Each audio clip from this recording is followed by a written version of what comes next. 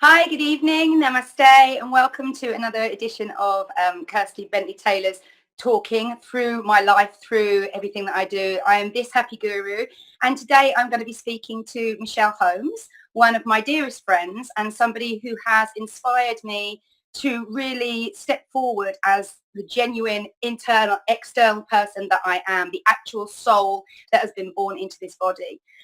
Michelle and I used to go to school together in high school, but we were kind of ships passing in the night down the corridors. There was always a smile, and I remember her being a nice girl type thing, but we never really were close until she moved over to Thailand.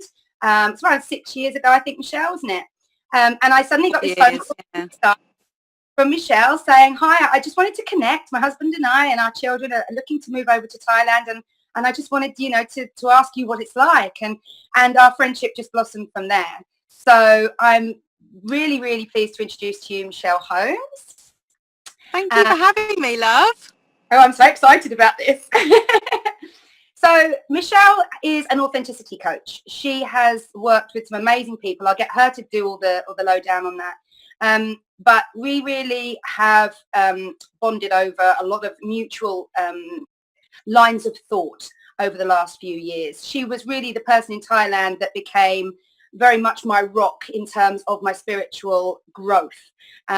Being kind of a little bit woo-woo in Thailand, I was finding it really, really hard to find members of my tribe, if you like, people that thought the same way as me, people that wanted to put all their energies into their self-growth, into the development of their spirituality, and what that really means in terms of going forward as a human being on this planet, living this life right now.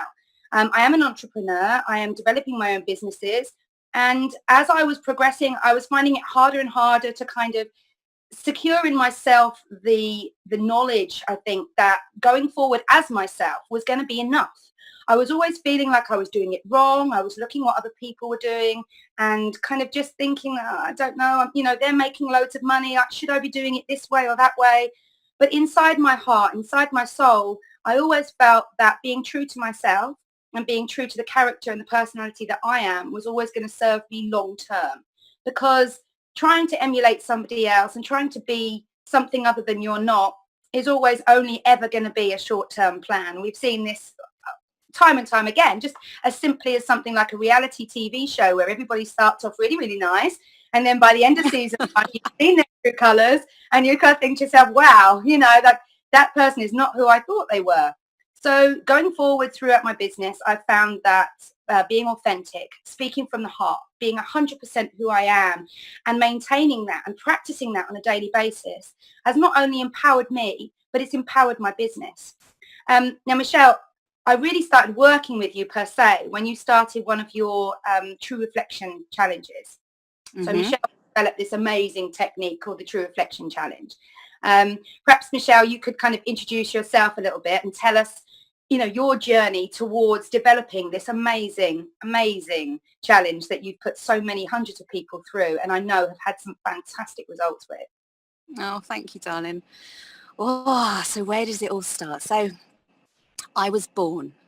and when I was born, I was this fully expressed being, like we all are. Like when we're born, we come into this life, unapologetic about being who we are, asking to have our needs met, shouting when we want to shout, demanding what we want. There's no sort of shyness. There's no people look into our cots and we're not like, oh my God, don't look at me, don't look at me. We're just like, yeah, lapping up that attention. So I guess just like with everybody else, I kind of started to grow up and I started to gauge people's reactions to who I was. And I started to make decisions based on their reactions to who I was, that kind of made me believe there were good parts of me and bad parts of me. There were bits that I could show and there were bits that I needed to hide away because they weren't acceptable. And I wouldn't be loved if I showed those parts of myself, right? Yeah. So I kind of went through this journey all through school feeling really, really insecure about who I was. Was I Filipino? Was I English? Where did I fit in? All of this stuff, just so much stuff. And the one thing that kind of always stayed with me throughout my whole life, like since I can, as far back as I can remember, is the voice, is singing. It's like, it's just always been the thing that has grounded me in who I actually am. And there's never been any attachment to anything that I would do with that voice. It's just been something that I've really enjoyed exploring. And so when I was a little kid, I used to sit up trees and I would just sing to the sky, and I would sing to the birds, and I would sing to the grass and just everything that was around me. And then my parents got a little bit concerned because that was a little bit weird, In the apparently.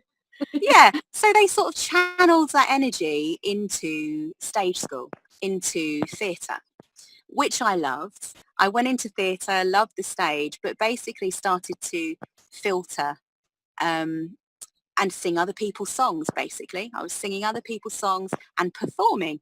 So it wasn't a true expression of who I was. I was using my voice, but it wasn't a true expression of who I was. I ended up sort of, the natural progression was ending up working in television and music. I started working as a vocal coach. I worked with some really big names, some Brit Award winning artists, some TV personalities. And what I found was, really quickly, I was just as interested in working with their inner voices as I was with working with the voice that they shared with people. Mm. And I got really interested in the links between those two voices, like the voice, the conversation that's going on inside your head, and the way that you express yourself in the world. And so during this time, I was living with somebody who was very, very famous for a short period of time. And what I noticed was she hated watching herself on video. She didn't like seeing herself on television. She didn't like watching her music videos. And this is somebody who was like at the very top of her game. She's it was in one of the biggest girl bands of that time. Seriously successful. And she hated seeing herself on camera. And I noticed more and more that actually lots of people in that industry didn't like seeing themselves on screen. So I kind of developed this technique, a bit by accident really, where I would encourage them to watch themselves and notice what the inner voice was saying. And then to choose what the most empowering thought would be for them, to actually replace that inner critical voice with one that was empowering and actually allowed them to like themselves and enjoy the success that they were creating. And that was how the true reflection technique was actually born. And it's evolved over the years into working more with heart-centered entrepreneurs on the biggest stage in the world, the internet, just helping them to really market themselves, make themselves visible in a way that's really, truly authentic to who they actually are, like on the inside. There's a really big reason, in my opinion, why the word business starts with be you. Yeah, it's another way that we get to express ourselves in the world. And yeah, so that's how it came about. And that was kind of my journey, my unfolding to being the authenticity mentor, the things that I do now. Just like, so these people that you were working with who didn't like to see themselves on stage, perhaps because their inner selves, their souls weren't aligning with the projection that they were giving out to the world, right? And they were feeling exactly seeing that version of themselves that they knew wasn't really true, real, and exactly not sustainable long term. So then the fear in, right? Yep. Yeah, that's exactly it. It's like, it's the belief that, you see, like when we're sort of striving to attain something, whether it's like, fame or fortune or success in business or whatever it might be, we have to be really, really intentional about where that is actually coming from, right? So for a lot of the people that I work with, they've kind of got to a certain point in their life, and then they've realized that they've created that success that they've created from a place of wanting to be validated by other people, or wanting to feel validated by the number in the bank account, or some external way of validating who they are. And the thing is, if you don't start out from a place of actually, I validate myself, I accept myself, and I'm going to express who I am in the world. If you don't start from that place, at some point things start tumbling down, and it doesn't feel right, and there's this kind of imposter syndrome that creeps in, because certainly for the people in the entertainment industry, and definitely actually for the conscious entrepreneurs that I work with now, there's this belief that if people knew who I really was, if people knew what really goes on inside my mind, they wouldn't actually like me. And Yeah. therefore, this whole thing is built on a lie. Yeah. Yeah. Of course, you can't sustain that. And I suppose that's Yeah. what authenticity actually means as well. It's being 100% yourself, Yeah. whether, faults and all, good and bad, like, and allowing yourself to be vulnerable like that as well, which is scary. I mean, it's always scary to be vulnerable. But Yeah. especially when, like, with the people that you've worked with and certainly like my clients as well, when they're beginning to put themselves out there and ask the world to take notice of them for the first time, perhaps in their lives, of course we will want to be liked. We all want people to love us. Ultimately speaking, that's one of the prerequisites seemingly of being a human. But there's also the side that is human. There's also the side that makes mistakes. And there is also the side that, is gonna trip and fall every now and again. But it's always about how we get up, right? Exactly. So that's what authenticity actually means, is throwing yourself out there and showing the good and the bad. Yeah. Being able to show up where you are and accept yourself where you are is just so important, because if you're kind of attaching your validity to anything that is, external to you, basically, whether it's a relationship, a marriage, a business, a certain number in the bank, an image that you're projecting online, whatever, if that thing is ever to go away, or if there's ever to be any wobbly ground, you completely lose who you've identified yourself as being. Which isn't always a bad thing, I have to say, because sometimes it's quite good to kind of just completely lose that story that you've built up about who you think you need to be in order to be accepted.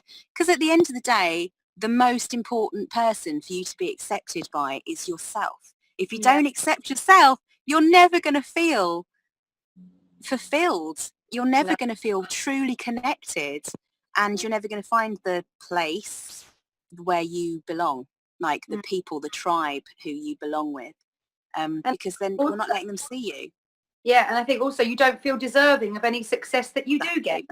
Yes, So exactly. you can't take on board the compliments and stuff. You can't take on board the fact that you have achieved what you set out to achieve and own that for a moment. Then you're constantly moving forward thinking you've got to be, rather than just kind of relaxing and enjoying that moment of success that you have. I remember watching a video with from Marissa Peer, who I know you've worked with, and she really opened my eyes to that, how she'd been working with a very famous client, like an A-list celeb in the Hollywood Hills, fabulous story. And his problem was basically the fact that he couldn't accept that he had generated all of this, and he just didn't feel like he was enough to have all this stuff. It'd always been a persona. It was always someone else. So it was really, all the success that he developed was somebody else's, almost in his own mind. It was this kind of persona that he developed. If people knew that I was just winging it, if people knew that this was all a matter of luck and it all just kind of fell into my lap, if people knew I didn't know what I was doing in that audition, it's like people, they have this belief that they have to be perfect, whatever the heck that means, all the time in order to be accepted and good enough, which is just insane. Yeah. So what have you seen, like, so when you've taken your clients through like an authenticity program, can you explain some of the kind of the transformations that they'll go through themselves, like the change of mindset? I mean, I know what I went through, but I'd like to hear it from you first, and then perhaps I can kind of share some of my experiences as well. Sure. What's the first thing that you're surprised by, if you like? Yeah. It's funny, the first thing that comes into my mind when you ask the question is actually, I'm an unschooling mum, okay? So the way that I educate my kids is basically allowing them to unfold into whoever they're actually going to be, whoever they're supposed to be, not putting all of my stories and my expectations onto them.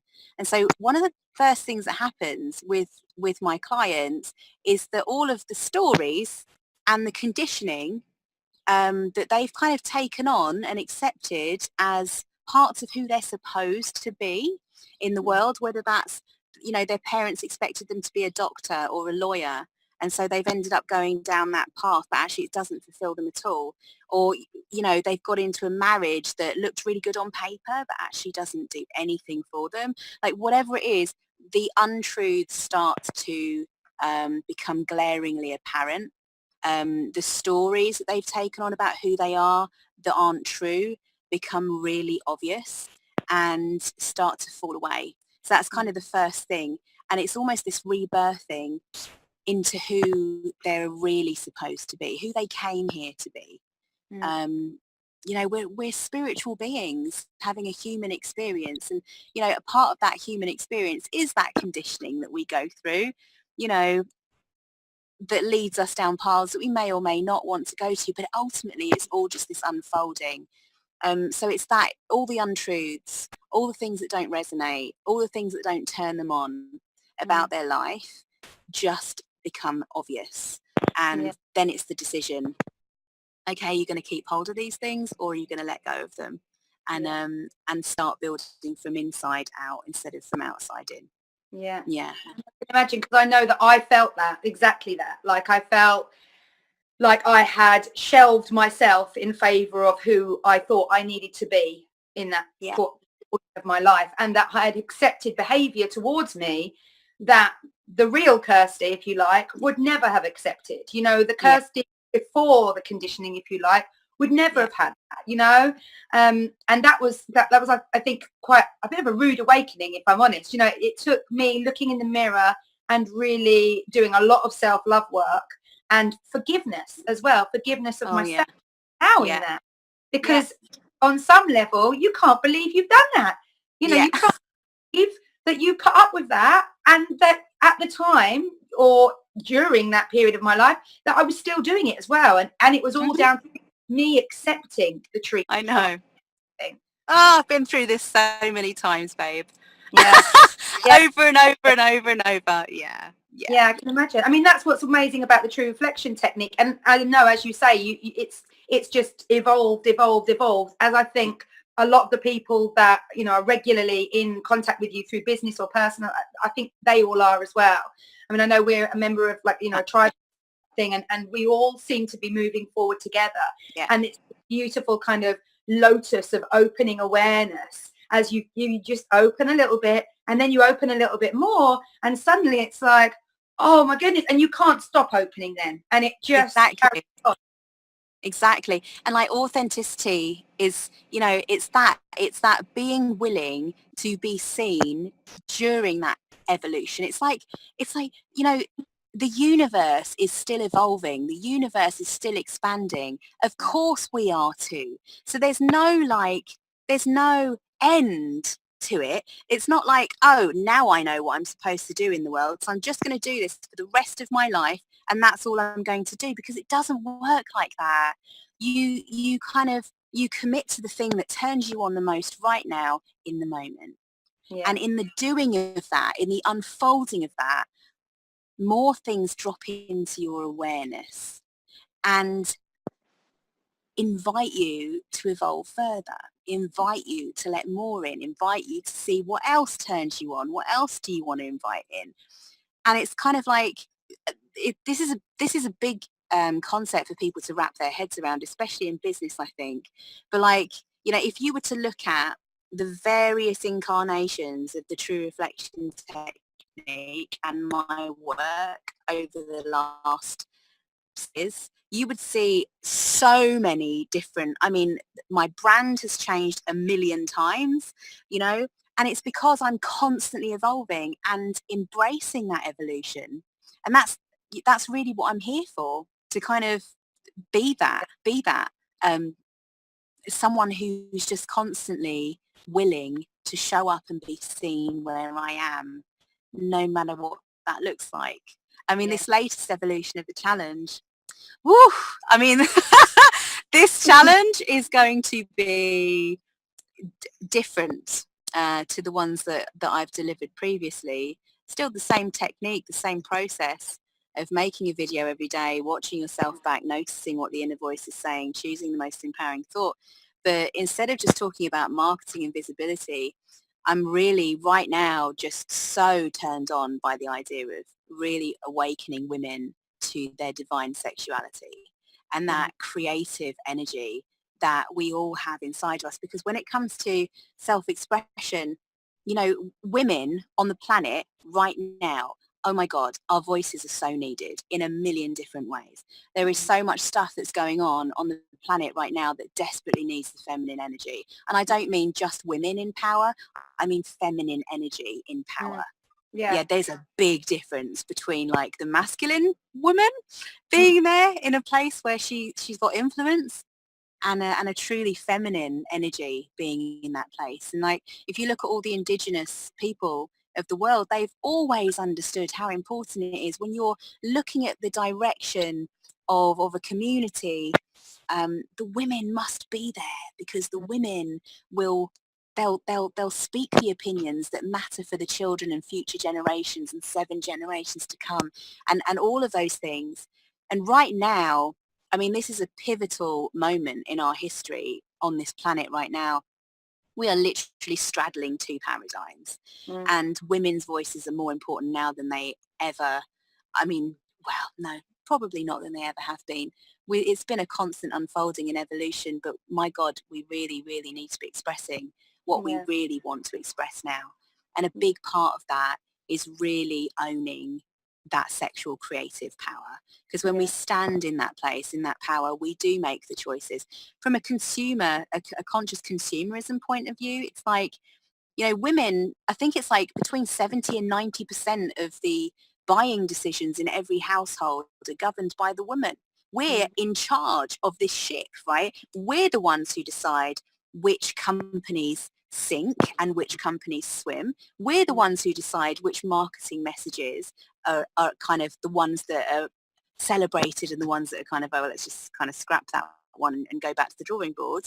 But I don't think that just yet we're using the full force of that power right now, really intentionally. There is a movement and it's growing, but I really believe that we need to reclaim the parts of ourselves that have been shamed and, you know, kind of repressed, sexualized, repressed, suppressed, silenced, used for male pleasure only. Just ignored. Well, just swept aside. Yeah, exactly. Yeah, women, you know, we don't listen to our own intuition when we become mothers. Sometimes we're scared by what other people think we should be doing with our kids. You know, it just filters into every area of self-expression. So yeah, it's evolved a little bit. Yeah, no, I agree 100%. And I think that for me with yoga as well, you know, doing your yoga, which I know you've done your yoga teacher training as well.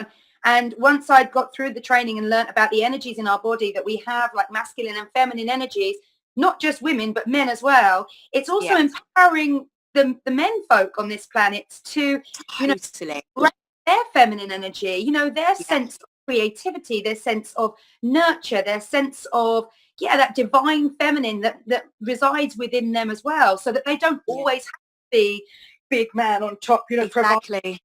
That they to come home and say, you know, let's hug, you know, those sorts of things, which again, society, which, you know, has developed as it's developed, there's kind of no point almost going over it because it is what it is. And you always have to start from where we are.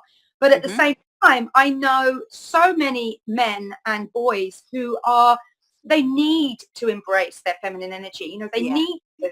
It's too much stress, all this responsibility, all this idea that it's all on you, you know, and it have to be. That's the crazy thing. And of course, you know, we're seeing now, I mean, sadly, we're seeing across the world rates of male suicide skyrocketing, especially in where they don't feel like they're enough as they are, because they have feelings. They have this need to express. They have this need to feel and be a different way. And they're scared that, you know, that might mean that they're one of many different stereotypes that have been, you know, again, have come out of like social conditioning. And I think that by the women of the world, the divine feminine through the feminine force, through women of the world standing tall, it will also enable those men, or all men really, to be able to dig down and say, well, hang on a minute, that resonates with me as well. What's that all about? I mean, just giving that to men, just saying to them, like in my yoga classes, we're at an equal balance of male and feminine energy, male and female energy. When you do this exercise, when you do this asana, you're embracing your divine feminine. If that feels strange to you, if you're stiff in that area, breathe into it, accept it, because it's that acceptance that is going to enable you to just let go. And it's let going of the conditioning. It's letting go of the idea that man is this, and that women are strong like bull. And, yeah. And you get to share the roles. I mean, I think in the last 20, 30 years, we're seeing a little bit more of it. Certainly in the last 10, 15, there has, like, I agree with you, everything's beginning to kind of open up a little bit. And there is a big shift happening, a big change. But I don't think it's just about women standing up and suddenly being noticed. It's actually being to bring the divine feminine energy of the world back up to the same level as the masculine energy. And women are like, we're built for pleasure. Yeah. We are built for it, and the thing is that if you look at the way the world is working right now, it's not built in, is it? Like, it's not built into the way we live enough. It's changing, it's starting to change, but like, we're not taught that actually we should just follow our pleasure. And so women are, massively repressed in this area. And for a man living with a woman who is not turned on, who does not experience pleasure in her life, that is really hard.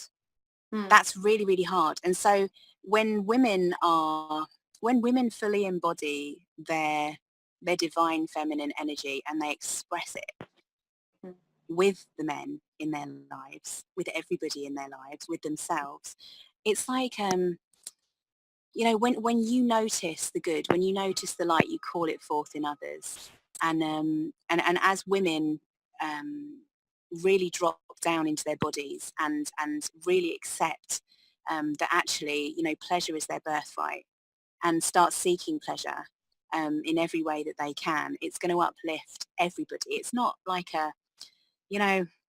women's empowerment is about just basically bringing the sexy back. It's like bringing the turn on back in all of life for everybody, because everybody deserves to live a life that turns them on. Yeah. Whatever that means. It's not just about sex. It's like, educating my children in the way I educate my children turns me on. It shuts me down to put them into any other kind of system. That's my choice. It's my path. It's the thing that lights me up the most, and it's never the same from one person to the next. And it's about having that courage to seek what pleasures us, to go after what brings us pleasure, unapologetically. Absolutely. And when you do that, you give everybody else permission to do exactly the same thing for themselves. Yeah. And it's just, it's powerful. It's powerful. Yeah. And there's a lot of work to be done. I mean, there are a lot of shifts to be made. Yeah. Yep. Oh yeah. Yeah.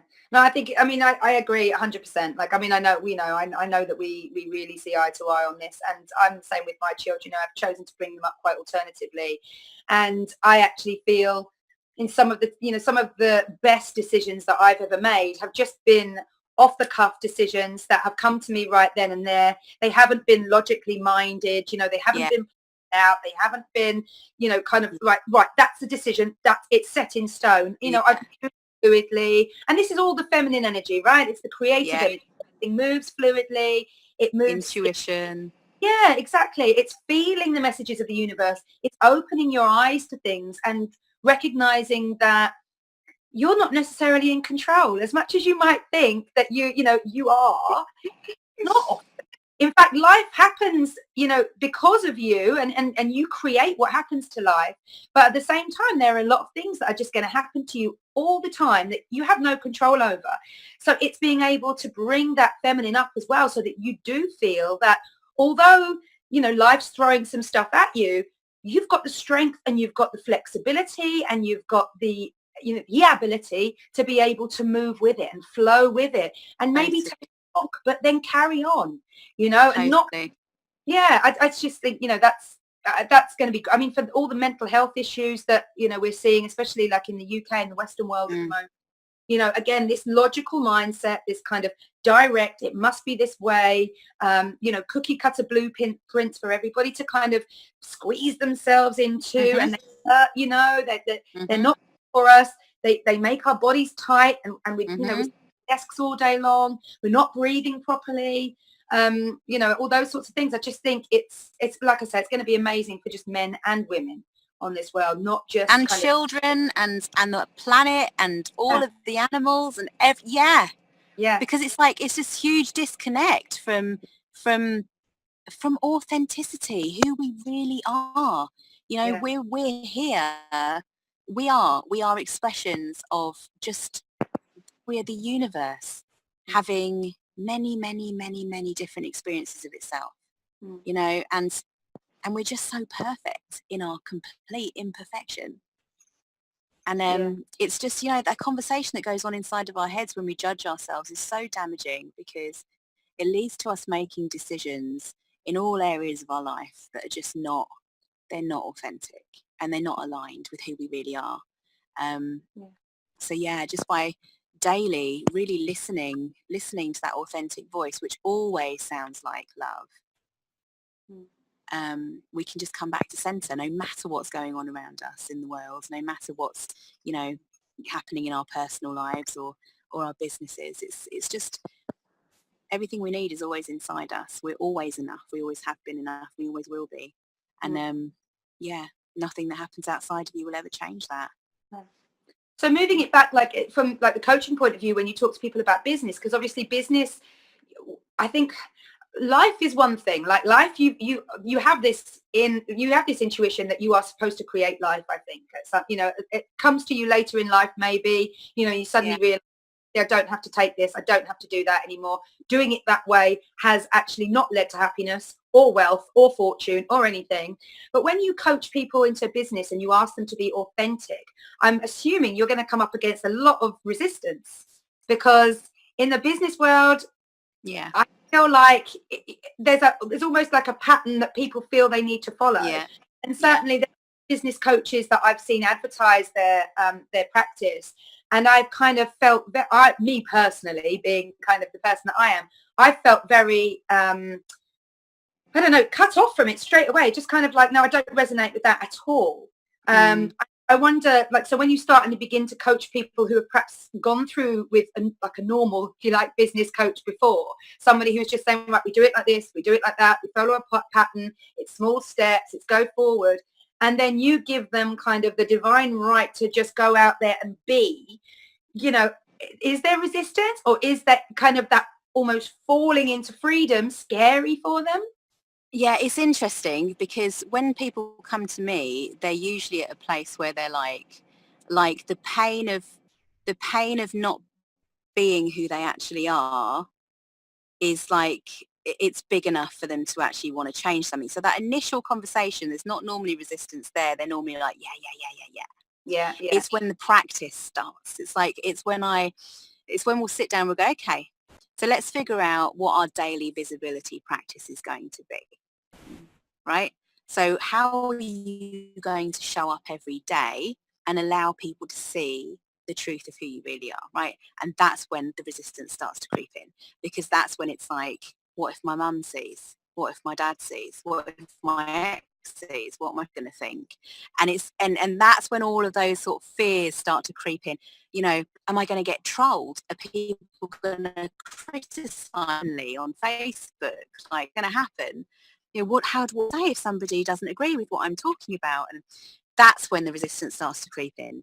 Or when they start to put themselves out there and it's like nothing happens and there's no validation coming in from outside. Like, no one's going, yeah, I totally agree, this is just completely awesome. It's those things. That's when the resistance starts to creep in. It's kind of like, maybe this isn't such a good idea. Maybe I'm not actually doing the right thing. And again, it's all about coming back to, I was talking to a client the other day about her visibility practice, and I said to her, initially, getting visible has got nothing to do with anyone outside of you. You're doing it for yourself. And the practice of getting visible on a daily basis right now is all about you accepting who you are and you showing up simply to express yourself, not for any other reason, not because you want comments or likes or validation from anybody at all. You're just doing it because you're expressing yourself. That's it. That's it.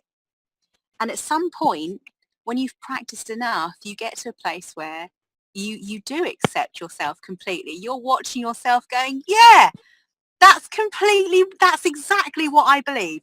That's exactly what I want to be saying. And something magical happens at that point, because when you completely drop into it, you really own what it is that you want to be expressing in the world. That's when your tribe starts to find you. And it's just magic. It's awesome. So yeah, the resistance is always that bit at the beginning, mostly that bit in the beginning where you're either not getting any validation or you're getting openly criticized. And this is the thing that normally stops people from being authentic, because there's three types of people that you're going to come across in the world, regardless of how you lived your life. So whether you choose to live your life in a way that's completely not you shaped at all, or you choose to live your life in a way that's fully authentic to who you are, you're always going to come up against three kinds of people. And the first kind of person is always going to be indifferent to what you're doing. They've got their own stuff going on. They couldn't care less what you're doing. They just don't care. Yeah. Okay, and it doesn't matter what you do and how many qualifications you get, how amazing you look in your videos, how completely eloquent you are. It doesn't matter. They're still just going to be like, nah, whatever. I've got stuff to do. Then there's a second group of people, right, who are going to be critical, because that's just who they are. They're unhappy.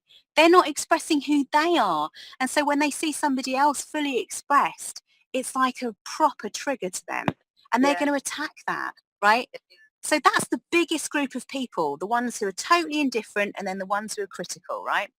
The indifferent ones are by far the majority, right? Then you've got the critical people. And then you've got this tiny, tiny little group of people who are just going to be like, how does she know? How does he know what I'm thinking?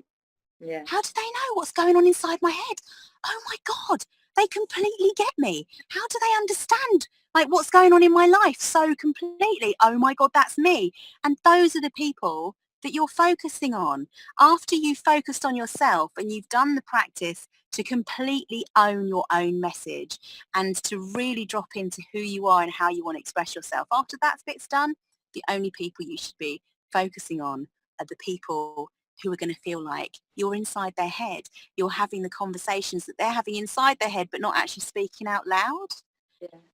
Those are the people we need to be focusing on, not the ones who are never going to care less what we've got to say or how we're living our lives, not the ones who are always going to criticize us no matter what we do. That's just complete insanity. So it's that shift that happens where it's like a shift of focus, right? Who am I focusing on and what am I focusing on? Am I focusing on fitting in with the mainstream and the norms, or am I focusing on what brings me pleasure and moving towards that?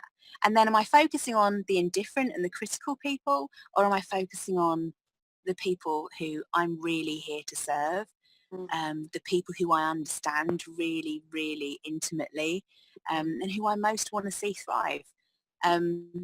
It's a shift in perception, I can't speak, and momentum. It's momentum that gathers in terms of their ability to express themselves in all areas of their lives. I always love it because when you're fully expressed in your business, you're very likely to be fully expressed in the bedroom as well. And you're very likely to be fully expressed in lots of other areas of your life. And when you're suppressed and repressed, the same is true. So it's just choice. Yeah, absolutely. But it's choice. Embracing growth. It's saying, that I am this evolving being. I always have been. I always will be. And I agree. When you begin to shine in one area of your life, that light just transposes out to every other thing. You know, you feel confident in one area of your life, that confidence builds and it goes into another area of your life. And that's what's beautiful about really growing as a human being, as an individual, is that it doesn't just touch one area of your life. It touches everything and it fills you up. Suddenly you're shining in everything you do. Exactly. Have the patience for the kids because you've had an amazing day at work. Exactly. Yourself up and you're like, oh God, I changed the world today. Yeah, like, exactly. yeah, and it just feels amazing. I mean, yeah, excellent. I couldn't agree more. It's absolutely what I find in my life. And for myself, building my business here since coming back to the UK and really changing my demographic a little bit and focusing on what it really means to me to shine my light. And it's not about earning money. I mean, my poor husband, but no, it's not about earning money for me. It's about empowering other people. It always has been. It's about how important it is to love yourself and how wonderfully deserving of that you really, really are. And through the holistic happiness coaching that I'm doing now, where I'm inviting people to look at themselves as a whole, you know, as every single part of who you are, and making sure that every day you recognize those parts and every day you put into those parts before you do anything else. Because, and I take this from you, Michelle, because you can only really pour from the saucer. You can't pour from the teacup. Otherwise, you lose a part of yourself all the time, right? So, you know, I love that analogy. And I love that kind of idea as well of always filling myself up, you know, to give that to myself. I'm a mother of three. I have 2 businesses. My husband's got 2 businesses. You know, we have a dog. We have, you know, all the demands of life. It's a crazy, busy, beautiful life. Hard, you know, it's hard work and trying to find the balance in it. And so that I put into myself first means that I know that I can put into everything else second. And I can't, oh, well, I've learned the hard way that I can't do it the other way around. I've learned the hard way too, honey. Absolutely. Yeah. Right? Absolutely. I've got to say, I can't take credit for that brilliant analogy. It was actually Lisa Nichols, who's one of my favorite motivational speakers. But yeah, she talks about the concept of filling your cup to the point of overflowing. Because if you're giving from your cup, you're giving energy that you still need. But if you fill your cup to the point of overflowing, it's going to overflow into the saucer. And that overflow in the saucer is where you serve others from. It's where you show up for your kids from. It's where you show up for your other half from. It's where you show up for your clients from. And I just remember when I first heard her talking about it, it just really dropped in. Because so often, especially, I find women especially tend to focus on filling up everybody else before themselves a lot of the time. We need to be completely overflowing. I'm listening. Oh, my sat-nav is listening. Very wise, sat-nav, very wise. Take on board. No, it's true. No, I love it. And I certainly feel you're right that women do. I don't know whether it comes from the whole kind of idea that the conditioning that society has given women of being almost born into servitude, in the fact that, you know, at some stage you're going to have to give everything up and have children. And actually, I've never felt that I've given anything up to have my children. I've felt like they've just been a blessing that's enriched my life. But I know that a lot of people have led different lives and have put a lot of more personal importance on their careers and stuff like that. So I understand where they're coming from. But I think, it's the idea of the energy, I think, is really important, that you've still got that energy, because that energy is your joy. You know, it's your passion for life. It's your ability to be able to create. Like in my last video, I spoke about the importance of imagination, you know, being able to kind of just go into your mind and create willingly, freely, without boundaries, and then being able to take that and give that out to the universe, you know, and just do something crazy and you know, against the routine and, you know, all that sort of thing, because it makes you feel alive. It gives you a passion for life again.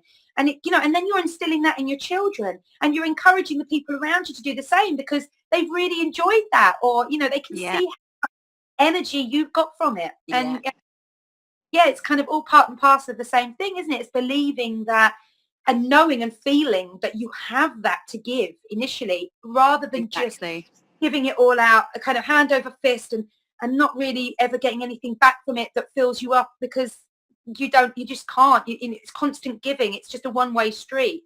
And I think that we sit quite comfortably in guilt, unfortunately, because of the roles that we are expected, if you like, or have been conditioned to believe are ours.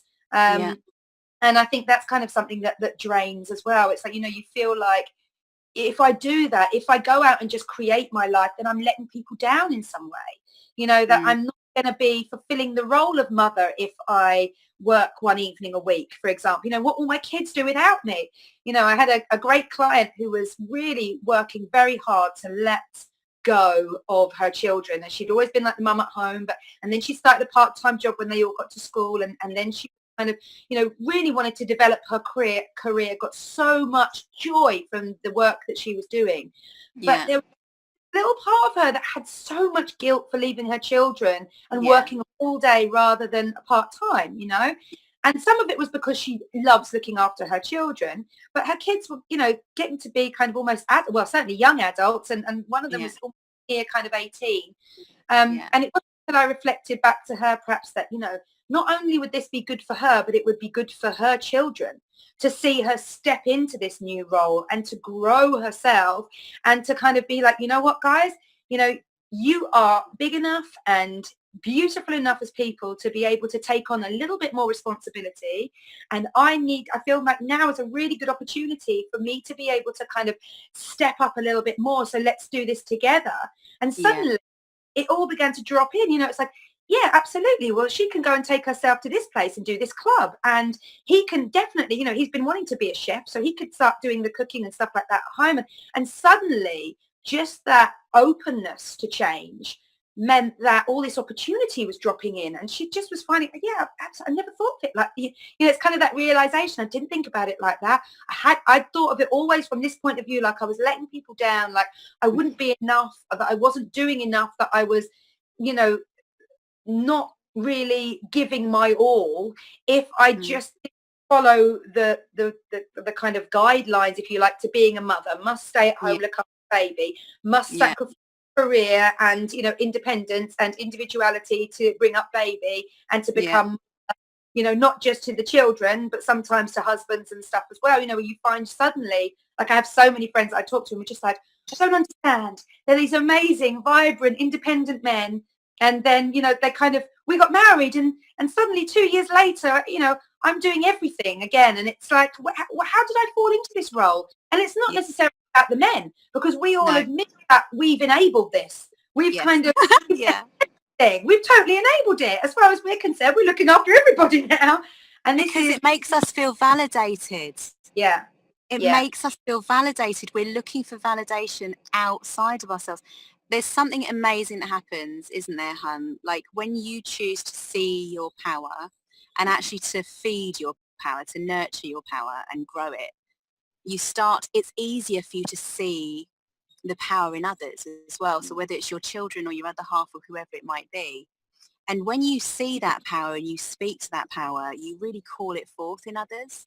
Yeah. And so it all starts with your own expression, your own knowing that you have that power in the first place, and then the willingness to actually really live by it and feed it in everything that you do. And then when you come alive, you come more and more and more alive, and then you start to see that power in everybody else that's around you, and you start calling it forth. And so those kids, suddenly she's seeing them in their power, and they're doing the cooking, and they're helping out around the house, and actually they're feeling really good about themselves now because mummy sees my power, but it has to start with mummy seeing her power first, right? And choosing to feed it.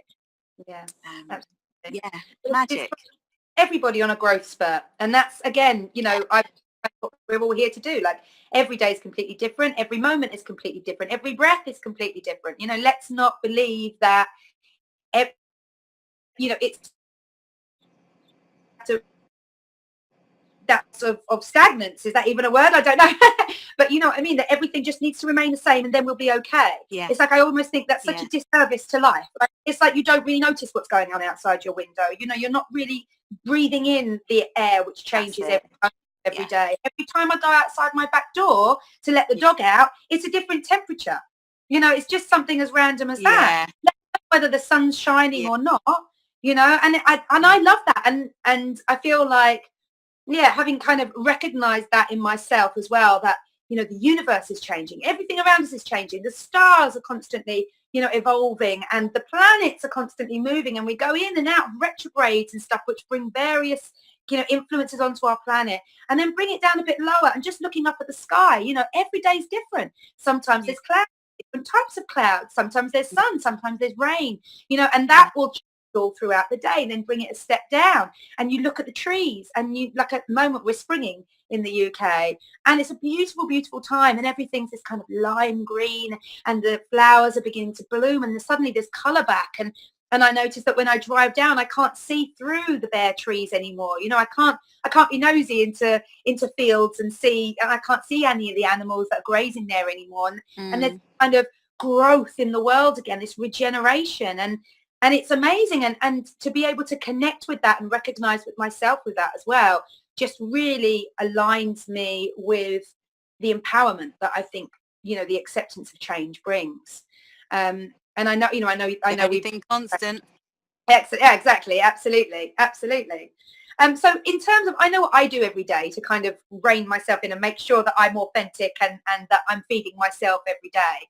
But do you have any personal practices that you will, you know, like I'll get up at 5 and I always do my yoga, I always do my meditation, I do my pranayama, and then from that space I'll begin to create my work, you know, create my lesson plans, or create, you know, whatever it is that I need to do for that day or that week, depending on what's dropped into me when my mind's been open.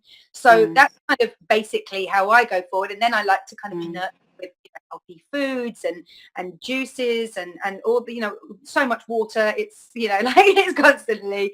But yeah, what do you do for your kind of own sort of grounding into authenticity? It's kind of like, it's more a question, okay? So it's kind of throughout my days, because they always look different. Yeah. So I don't have like, there's never really a forever where I can do the same thing every day. I've never had that ability yet. Yeah. Never say never. And I'll kind of flow through different things. So sometimes I might do my pranayama, breath of fire and all of that kind of stuff, a bit of alternate nostril breathing. Sometimes I might journal. Sometimes I might do some yoga. Sometimes I'll go for a walk. But the one thing that's always kind of underlying that whole thing is, what am I choosing? What am I choosing? What am I choosing? And it's kind of, what am I choosing in terms of what am I focusing on right now? Like, what am I thinking about? And therefore, what am I creating? And also, like, down to everything, like when there's food choices to make, what am I choosing? You know, what's really going to feed me? What's really going to bring me pleasure? You know, it's down to every single thing. Like, even when, you know, the kids are being a bit demanding, what am I choosing? And then you choose what you want to choose. And that's, for me, it's the question that brings me back to, first of all, reminding me that I have the power to choose in every moment how I respond, and how I express myself in that moment. But also reminding me that I have the power to create whatever I choose through the way I express. And it's always a choice. It's always a choice. So I think the most consistent thing is that, no matter what's happening in the world around me, whatever's happening in life, the consistent practice that I have every day is what am I choosing? What am I choosing to focus on? How do I choose to respond? All of that. And just recently, my very favorite thing right now is really dropping down into my body. And this is because, like, I spent a very long time being completely disconnected from my body for various different reasons. So it was like, and you know this is why I did my yoga teacher training. It's why I retrained as a holistic health coach, because I was just like trying so hard to figure out, you know, how do I reconnect to my physical self? And so I can timeline this. I can look all the way back down through my childhood and my teens and my 20s and my 30s and see what led to me shutting down physically. But right now, it's about reawakening, really dropping into my physical body and listening to the messages that she is giving me. Listening to what she's saying, doing what she wants me to do, doing the things that bring her pleasure, and basically expanding my pleasure quotient, if that makes sense. Because it's kind of like the more turned on you allow yourself to feel, the more turned on you want to feel. And so life just kind of expands and expands and expands in the most amazing way, to the point where I could go so far as to say that life is basically one big orgasm right now. Like, to the point where just everything, drinking water is like, oh my God, drinking water, amazing. Right? Going outside and like the smells and the, the feeling of the wind on your skin and the sun and the light and the way that the light hits differently, it's just totally orgasmic. And it's amazing what happens when you start to choose pleasure. What am I choosing? What's pleasurable? Because your kind of ability to let it in just gets bigger and bigger and bigger. Yeah. And pretty rad. Yeah, because it's just Yeah. another layer of authenticity, really, isn't it? Yeah. It's kind of stepping back again and letting all of that in, and letting yourself be vulnerable, and then seeing the beauty of that vulnerability, and then what that can bring back to you, how that can reflect that back to you. Yeah, it's lush. Yeah, it's lush. It is lush. It's so lush. Yeah. That's my new word. I love it. I mean, I think, in all honesty, there's only one way forward, and that is through authenticity in your life. I sometimes it really saddens me to see, so especially young people, not being encouraged to just accept themselves for who they are and shine as they are, let alone explore who they are and have the opportunities and the people around them who will challenge them to kind of look a little bit deeper sometimes as well, and it's from everything. It's from the very tiny little projection of, school, after school clubs, for example. I'm trying to find some stuff for the girls here to do after school clubs, and we've kind of resigned ourselves to brownies for Marley, but we can't find anything for Maya. My youngest daughter decided at the age of 5 that she wanted to be a boy, and she's kind of just expressing that at the moment. Where that goes, we'll wait. Who knows? Yeah. Yeah, you want to be a shapeshifter. Yeah, I have no worries about her at all. I really don't. And there's just so much love there. And again, having learnt, how important it is to be your authentic self. Like you, I don't believe in kind of just channeling and pigeonholing. And so it's very important for me that the kids know that as well, and that and they grow up with that own self of self-love for the way they are that day, and however they express it. And just kind of, we're going through at the moment the choices that you make that are positive choices for you, the consequence of your choices as well, that sort of thing. So it's like, okay, if you behave this way, then what's the next step to that? How are other people going to respond to you? What are you going to get back from that? And it's really interesting listening to them, and because they're 6, 8 and 12, my kids. And my son is now going to secondary school in the UK, and I'm very, very lucky with him. He's a very old soul. He always has been. Yeah, he really is. Yeah, he's got a real good head on his shoulders as well. He's a really kind person, and I feel proud of him, like, every time I look at him, which every mum's probably says about their kids. But he's got a really pragmatic way of looking at it as well, is that, he'll go into school and he doesn't necessarily agree with the way the teachers teach, and he doesn't necessarily agree with the way the children are. And he, towards one another, there's a lot of kind of hierarchies that he's been reflecting back to me. And he's taught me so much about my own school experience, which was like, 4 years ago now. And but the way reflects it back, I'm like, oh my God, you're so right. And when I was your age, Nath, I just accepted that. I kind of just I just slotted myself in. But he's determined to, as much as he's enjoying this and he's really determined not to just kind of align himself with people that don't feel like they're being themselves. He's just experiencing it and just sampling stuff, and then making up his own mind about what he resonates with and doesn't. Go on, Nathan. Yeah. Cool. but it's opening my eyes as well. It's that, kind of, they've got these hierarchies. He said like some year 10 student, because he's in year 8, some year 10 student said to him, oh God, I remember these days. Isn't it weird to think back? You're not allowed here. This is for year 10s, and we don't do year 8. That's sort of, and he just laughed. He literally said, Mum, I couldn't help it. It just started bubbling in my tummy, which is exactly like me, started bubbling in my tummy. And then before I knew it, I'd gone like that and laughed openly in his face and just sort of shook my head, walked away. And I just felt like, oh my God, he was like, really, I could have got a slap or something for that. We've seen it happen in the playground. He's seen how, when the younger kids get a little bit bolshy, they're knocked back into place by the older kids. Mm-hmm. He said, I think this boy was so surprised that I had kind of just, shrugged it off and sort of laughed and gone, okay, and walked off, that he didn't know what to say. Suddenly his ego was shaken and rattled and cracked just a little bit, because he wasn't getting the the kind of the respect that he thought that his position in school enabled him. And I just said to Nate, I'm just so proud of you, love. That's just brilliant. The fact that you didn't give it back, do anything like that, but you just expressed yourself from a real place of love as well, kind of not laughing at the situation. Okay, personally didn't feel bad about it, anything like that.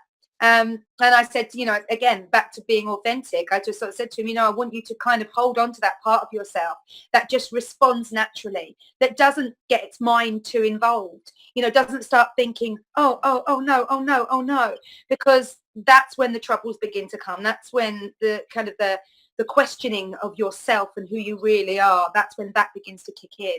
And, I think, I know, as parents, and I know you agree that, it's our biggest role to just kind of hold these kids up and love them for every second of whatever it is that they're doing, because they're constantly learning and they're constantly changing and they're constantly growing.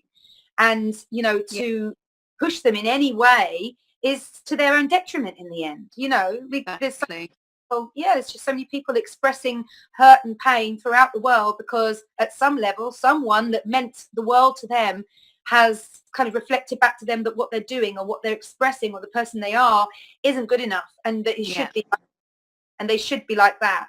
Exactly. And so I think this ability to be authentic and to be 100% yourself is super, super crucial and key to the conscious development of everyone on our planet. Well, it's something that you do very well, my darling. And you always have. Yeah. Well, that's the thing, and that's one of the most enjoyable parts of this journey that you've taught me as well, is that, so for a big part of my life, I was just 100% me, and I was always me, and tell me off, whatever, I didn't really care. Yeah. And then I had I had 2 relationships that made, both of them made me feel like I needed to kind of calm down, slow down, be quiet, from one method or another, whether it was emotional or whether it was physical. There was always a quietening of me. And like you, I've always been very vocal, and it's always been about my voice. And like you, I've always expressed, being told not to sing, being told not to sing, and things like that. You become quiet. And I became very, very depressed, as you know. And one of the first things that came back to me was having music, was having song back in my life, and then engaging with that voice as part of who I am, and my need to express, having been suppressed for so long. We're talking a period of over 15 years. It just became, really quite obvious to me that the more I shut up and the more I did as I was told, the more anger and upset and bitterness and, and also the more questioning I became of everything and everyone. The less accepting I was of everybody else, because nobody accepted me. So why should I accept them? It was almost like I was so inauthentic that I saw that lack of authenticity in everybody else. And I was looking for the whole. And I wouldn't accept just how people were, and I just kind of be compassionate towards them. I was always kind of looking for the holes, looking, when people were happy, I was kind of looking for the bad stuff. And it took me to being where I was really very uncomfortable with who I was becoming. I was very negative, not only, well, mostly internally as well, because I, was kind of shutting up, So mostly internally, I was very negative. My thought processes were negative. I couldn't see the beauty in anything or anyone. And that was a really, really strange place for me to be in, because I've always been very happy and, positive person. And yeah, it took me really looking hard in the mirror through your True Reflection challenge. At the end of it, I think I came through a little bit and I began to realize that actually I needed to get back to being me. And then I did the True Reflection challenge, and it was things like, because using the medium of video, looking at myself and realizing that that's what I look like to the outside world. Like, that was one of my first kind of, like, I know, myself, it's mad, isn't it? oh my God, Yeah. I look like that and I sound like that. That's Yeah. not all the vision of me that I've got in my mind. Yeah. I think I look like this. I think like that. I didn't, it's crazy. And that's an interesting kind of eye-opener for you as well, is to recognize how you really are out in the world. Stuff that goes on in your mind is one thing, but how you really are to people, or how that is expressed, in some of the harder times, was a real eye-opener. I found it. It's wild. It is wild what happens in there. It is. Now, I know you're another, because we're going to close quickly, but I know that you're doing another reflection chat. Well, it's not True Reflection. Can you give me a little bit more juicy info on that? Sounds like it's going to be amazing. It's called The Descent, and it's specifically for women. And it's about descending into the places where we hold shame, and basically replacing those narratives, those conversations, those feelings with pleasure, with turn on. And then with the view that we're then able to express ourselves from that place, whether it's in your marketing or in your shopping decisions, whatever. It's about, because the thing is, I think a lot of personal development focuses on the light. It's always on the light. But the truth is, we have polarity, and we all have darkness inside of us as well. And it's only by accepting all of that, all of it, it's like looking at it, having the courage to look at it and love ourselves through it, to replace those shameful feelings with self-acceptance and self-compassion and love, that we're actually able to fully express ourselves. Because otherwise there's always this stuff that you're feeling like you're hiding, that you're not expressing, when it's all out. When you're able to integrate it all, that's when you're standing fully in your power, because there's nothing that you're afraid of being found out for. Does that make sense? Yeah, absolutely. So it's about embracing both the light and the dark, and especially with women, we tend to hold a lot of shame around sexuality, and that sexual energy is just so profoundly important when it comes to creativity and expressing yourself fully in the world. So we're going to go pretty deep for 14 days. And it's going to be amazing. I'm really excited about it. I'm just so excited about it. Yeah. It's difficult to even put it into words. But I have a feeling that it's probably going to be the most profound challenge that I've run yet. And that's saying quite a lot. We've taken thousands of people through the challenge now. I think this one's going to be biggie. Yeah, I'm sure. I've seen some of the kind of the promo material that you've been putting out there, and the energy already that you're creating feels divine. It feels really deep rooted. I feel like the power shadow is really beginning to kind of rev up. What is the 14th of May you start, right? It starts on the 30th of April, Monday the 30th. And then it's 14 days, so kind of goes throughout the first half of May. Okay, brilliant. And if there's anybody watching who would like to join or would like to find out more, where can they do that? They need to find me on Facebook. I've done things a little bit differently this time. Just wanted to make it as easy as possible, breaking a few of my own rules again. But basically, if they come and find me on Facebook, I'm Michelle J. Holmes on Facebook, and they'll just see the video that I've posted about it. And you just need to join the Facebook group for the Descent Challenge. And I'll see you on the 30th of April. Yeah, brilliant. Hey, I mean, I'll really see you on the 30th of April. Yeah. We'll all really see each other. Yeah. I mean, I love it because inside of these challenges, basically you see yourself And a lot of people say it's the first time they've really seen themselves, like really seen themselves and watched themselves communicating in their authentic voice and sharing things they wouldn't normally share in public and allowing themselves to be seen and practicing that on a daily basis. It's a pretty profound experience, just being seen by other people when you're being fully authentic. Yeah, it's a powerful, powerful practice. So I'm excited. Yeah, it's going to be great. I'm sure it'll be great. I mean, there's a lot of compassion, self-compassion involved, but there's a lot of self-realization and really that the strength that comes from being vulnerable for so long as well. Like I remember there was a 14-day challenge that we did before, and then there was a 30-day one, and holding that momentum for yourself, being vulnerable for that self. Because also, you know, I know from the previous challenges, and I'm assuming this one's going to be the same, is it doesn't take up your entire day. You drop it. And of course, life goes on around it, and you know, you can pick up where it's convenient for you, and you know, videos are able to be replayed and stuff like that. So it's very accessible, right? And I'm hoping it's still like that. Yeah, totally. So that was, I mean, that's brilliant, because it makes it so easy to come in and come out depending on your daily schedule. You know, totally. I highly recommend any of Michelle's courses, but this one sounds like it's going to be amazing. So if there are any women watching and they want to kind of begin to strip back a few layers and find that divine goddess within, or just re-empower that divine goddess within, or just, you know, kind of go through and re-empower other people who, you know, are looking for that part of themselves. You know, maybe you found yourself already and you know what a divine goddess you are, and you're out there communicating with everyone and expressing that fully. You know, do share that energy, because that's an important part of these challenges as well, is that everybody shares and everybody brings, and the real energy that Michelle creates by bringing everybody up and holding everybody there is not just something that she does on her own. It's something that the whole tribe begins to do for one another, and that truly is another beautiful part of these challenges. I can't recommend them highly enough.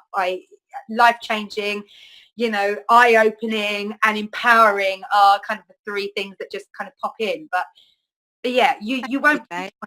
No, well, I speak from the heart as always, you know, and yeah, I've seen the challenge, like that, because other people that have been in my tribe, you know, have been very different to me, and you've taken us all through this, and I've seen change throughout everybody. And you know, having kept in touch with some of the girls that I met via your True Reflection Challenge, and watching them still continue to grow, like 2-3 years on now, you know, is one of the most beautiful parts of it.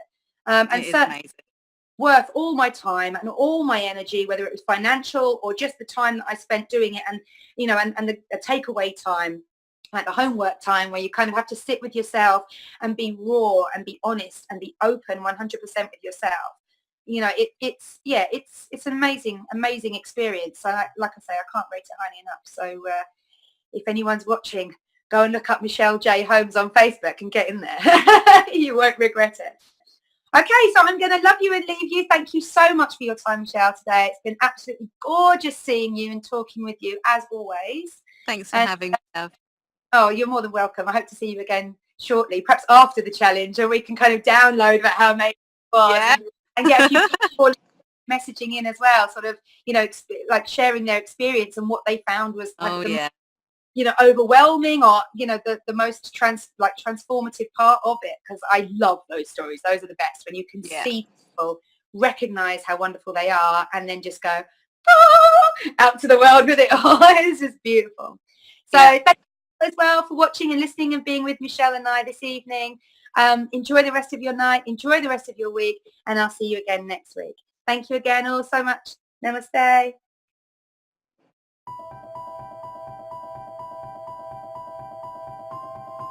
Humanity has been on an epic journey of discovery, learning the truth about the world we live in. New discoveries about the true origins of humanity, ancient history, free energy, as well as the systematic corruption of world governments are now on the forefront of our daily reality. Is the world headed towards destruction based on control and power? Or is an opportunity now being presented to shift and uplift into a higher consciousness? My name is Mel V, co-founder and creative director of Conscious Consumer Network, an independent broadcast network that was launched on the 1st of January 2015.